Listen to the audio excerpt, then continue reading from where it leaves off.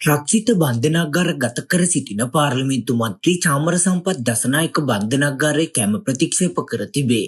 ඒ අනුව තමන්ට පිටතින් ආහාර ගෙන්වා ගැනීමට අවසර ලබා දෙන ලෙස බන්ධනාගාර නිලධාරීන්ගෙන් ඉල්ලා තිබේ. චාමර සම්පත් දසනායක මේ වන විට වැලිකඩ රිමාන්ඩ් බන්ධනාගාරයේ රඳවා සිටී. පාර්ලිමේන්තු මන්ත්‍රීවරයාට වෙනත් ඇඳවියන් සේම පැදුරක් කොටයක් පිගානක් සහ කෝප්පයක් පමණක් ලබා දී තිබේ. පෙරේදා දිනේ නඩු තුනක් සම්බන්ධයෙන් අධිකරණයට ඉදිරිපත් කළ මන්ත්‍රීවරයා නඩු දෙකකින් අප හිමි වුවත් එක් නඩුවකට අදාළව රක්ෂිත බන්ධනාගාර ගත කර තිබුණා. ඒ අනුව මන්ත්‍රීවරයා අප්‍රේල් 1 වෙනිදා දක්වා රක්ෂිත බන්ධනාගාර කිරීමටයි නියෝග කර තිබුණේ.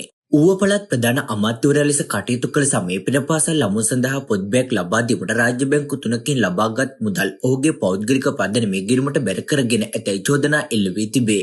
තෙවන බැංකුවෙන් මුදල් ඉල්ලා සිටි අවස්ථාවේදී මුදල් ලබා දීම එම බැංකුව විසින් ප්‍රතික්ෂේප කර තිබේ. ඒ හේතුවෙන් ඌව පළාත් සභාවට ඇති ස්ථාවර තැන්පතු එම බැංකුවෙන් ඉවත් කරගෙන තිබේ.